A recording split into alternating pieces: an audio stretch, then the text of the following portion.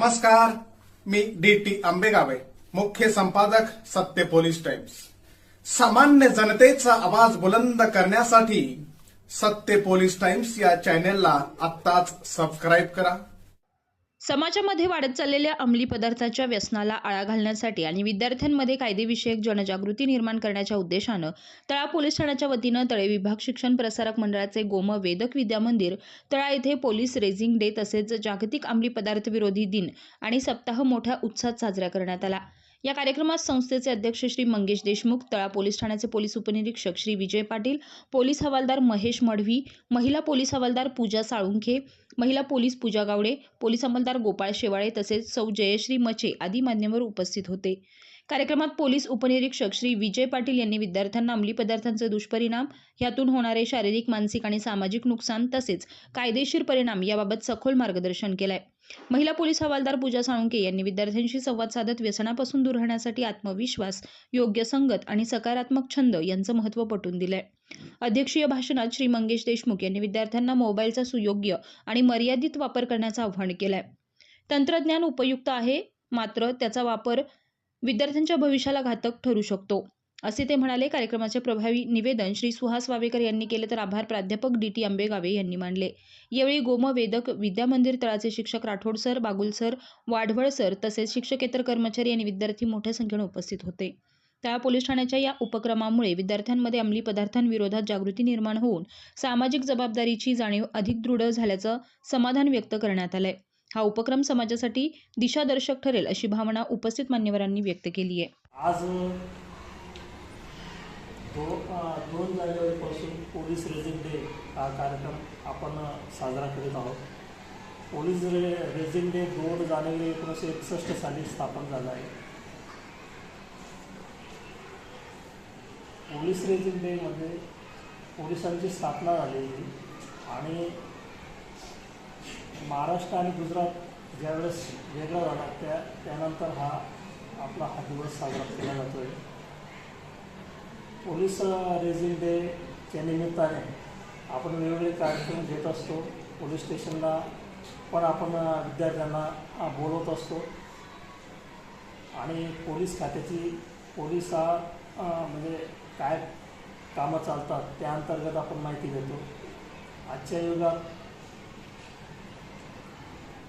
Mobile, WhatsApp हे जे चालतं त्याच्यावर आपण हा जो मोबाईल आहे हा चांगला पण आहे आणि वाईट पण आहे। याचे दुर्गामी परिणाम आपल्याला भोगावे लागतात। आपण कधी याचा चांगला वापर केला तर चांगलं फलित त्याच्यापासून आपल्याला वेगवेगळे मेसेज येत राहतात, त्याच्यापासून आपण दूर राहायला पाहिजे। काही वेळेस आपल्याला फेक मेसेज येतात, त्याच्यात आपण लिंक ओपन करतो, काही वेळेस त्याच्याला आपल्याला त्रास होतो, आपलं काही बॅलन्स असतो तो उडून जातो, वेगवेगळे प्रलोभनं आपल्याला दाखवले जातात, त्याच्यामुळे त्या प्रलोभनापासून आपण दूर राहायला पाहिजे। कोणीही आपल्याला जर सांगितलं की तुमची अशी लॉटरी लागली, तुम्ही जर लॉटरीच काढली नाही तर तुम्हाला कसं काय लागणार, ते सांगतात 10,000 टाका, 5,000 टाका, आपण वेळासारखं टाकत राहतो, त्याच्यापासून कोणी आमिष दिलं तर ते आपण त्यांच्या आहारी जाऊन आपलं नुकसान होतं। काही वेळेस भरपूर मेसेज येतात ते डिले करायचे, आपल्याला फक्त अभ्यासासाठी हा मोबाईल यूज करायचा आहे आणि काय आपल्याला चांगल्या न्यूज पण याच्यात मिळतात त्यांचा सदुपयोग करायचा असतो। आणि शाळेत एखाद्यावेळेस आमचे पोलीस काका, पोलीस दिदी म्हणून येत राहतात, त्यांना तुम्हाला काही शाळेत काही त्रास होत असेल एखाद्या मुलामार्फत, एखादे कोणी तुमचं हे करत असेल तर त्याविषयी तुम्ही जर आमच्या पोलिसांना माहिती दिली तर निःसंकोचपणे आपण पोलिसांना हे करायला पाहिजे, काही घाबरायचं काही कारण नसतं। त्याच्यामुळे काय होतं, आपण सांगितलं नाही तर त्याच्यात मोठा अनर्थ घडतो। एखादी मोठी स्टेप तो मुलगा उचलून घेतो, त्याच्यापेक्षा तुम्हाला जो त्रास होत असेल, कोणी बाहेरचा मुलगा येऊन तुम्हाला हे करत असेल, तुम्ही शाळेत येताना कोणी तुम्हाला त्रास देत असेल, तसं तर पोलिसांना तुम्ही कळवायला पाहिजे। आमचे पोलीस म्हणजे दर हप्त्याला एखाद्या वेळेस व्हिजिट राहते आमच्या पोलिसांची, तर त्यावेळेस तुम्ही जर शेअर केलं की असा मुलगा आम्हाला त्रास देतो आहे, तर त्या संदर्भात तुम्ही पोलिसांना कळवणं गरजेचं आहे. म्हणजे होणारा जो मोठा अनर्थ आहे तो टळू शकतो आणि त्याच्यावर आपण कारवाई करू शकतो. तुम्हाला काही त्रास होणार नाही, पण तो जे वाईट कृत्य करतो त्याच्यामुळे तुम्हाला त्रास होणार आणि त्याला वेळी जाळा बसेल. एवढं म्हणून माझे दोष. आज जे आपल्याला हे मार्गदर्शनासाठी आलेले आहेत ते मार्गदर्शन करताना आपल्या ज्या काही समस्या, म्हणजे कसं असतं की आपण जाता येता, तुम्ही मुली जाता येता, एखादा मुलगा छेड काढतो किंवा वरच्या वर्गातला आपल्या दोन्ही आपल्या या शाळेमध्ये ज्युनियर आहे, सिनियर आहे. सिनियरची मुलं तुम्हाला त्रास देऊ शकतात किंवा काय चिडवणं किंवा काय मेसेजेस पाठवणं वगैरे हे करू शकतात. तर त्या ह्याच्यासाठी तुम्हाला त्या पद्धतीत संरक्षण आहे. आता शासनाने त्या पद्धतीत तुम्हाला संरक्षण दिलं. हे संरक्षण देताना आता मॅडमनी सांगितलं की तुम्ही ह्या नंबरवर 1930 नंबरवर कंप्लेंट करा किंवा 112वर कंप्लेंट करा. तर त्याच्याऐवजी तुम्ही जर असा काही त्रास होत असेल तर माझं असं म्हणणं आहे साहेब की प्रथमतः आपला जो तुम्हाला त्या याच्यात जाऊन पुढचा जर त्रास वाचणार असेल, मोठी कंप्लेंट असेल तर तुम्ही तिकडे करा.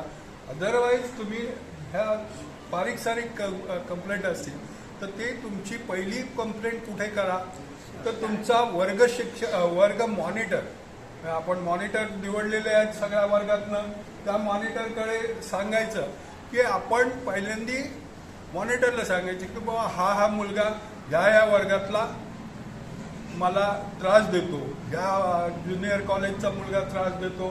का तुम्ही सांगू शकता ह्या ज्युनियर कॉलेजची मुलगी मला त्रास देते, हे सांगू शकता.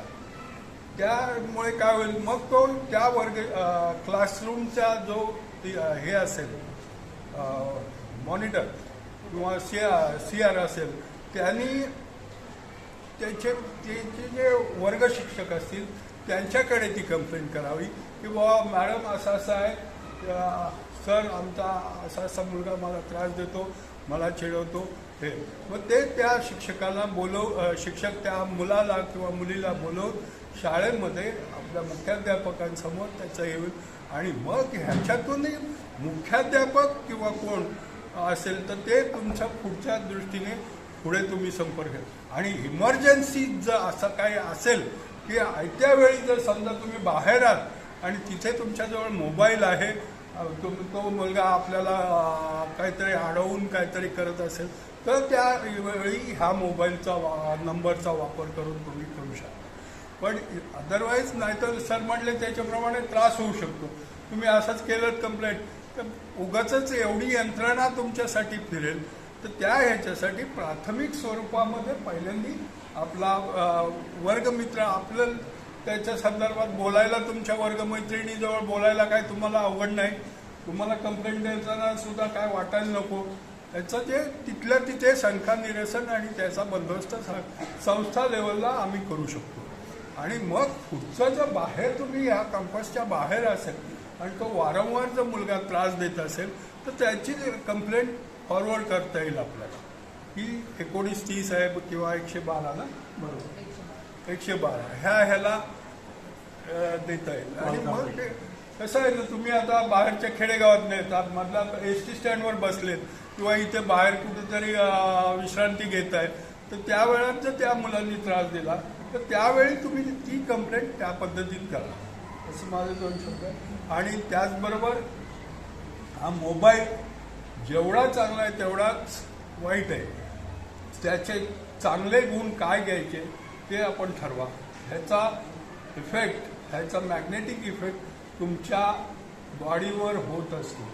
तुम्ही तर आता लहान जनरेशन आहे, तुमचं म्हणजे वाढतं वय आहे, ह्याच्यात ह्या मॅग्नेटिक याचा इफेक्ट भरपूर होत असतो. तर त्याची झोपताना किंवा हे करताना, चार्जिंग करताना वेगळी काळजी घ्या आणि त्या पद्धतीत ते चार्जिंग किंवा हे आणि त्याच्यासाठी वेगळा पॉईंट ठेवा. रात्री झोपताना जवळ ठेवू नका. ह्या मोबाईलच्या बाबतीतल्या गोष्टी आहेत. त्याचबरोबर मोबाईलमध्ये तुमचा जो वापर आहे तुम्ही ठराविक दिवसाचा दिनक्रम ठरवताना एक ठराविक वेळात म्हणजे संध्याकाळी तुम्ही शाळेतून गेल्यानंतर 6 वाजता 6 ते 7च्या दरम्यान किंवा 7 ते 8च्या दरम्यान फक्त मोबाईल 1 तास वापरा. बाकी इतर दिवसभरात मोबाईल वापरू नका. स्ट्रिक्टली आपल्याला घालून घेतलेली सवय म्हणा. आई वडील सुद्धा जर बघत असतील तर त्यांना सुद्धा सांगा की बाबा ठराविक 1 तासभर तुम्ही मोबाईलवर बघा काय असेल ते, बाकी इतर वेळी बघू नका. असं 1-1 तासाचं बंधन घ्या. आणि मोबाईल फायदेशीर कसा आहे, तुम्हाला एखाद्या प्रश्नाची जर अडचण आली की तुमचा एखादा प्रश्न आहे तर हल्ली यूट्यूबवर तुमचे धडे सगळे मोबाईलवर असतात. त्याचा तुम्हाला त्या यूट्यूबवरनं तुम्हाला अभ्यास करता येऊ शकतो. आणि आता जर आपण डिजिटल बोर्ड बसवले त्याच्यामुळे तुम्हाला ते सगळं डाउनलोड करून तुमचा अभ्यास तुम्ही त्या ह्याच्यातनं करू शकता. त्याच्यासाठी मोबाईल फायदेशीर आहे. तेवढ्या पुरताच मोबाईल वापरा, बाकी इतर वेळात मोबाईल वापरू नका. सामान्य जनतेचा बुलंद आवाज, सत्य पोलीस टाइम्स.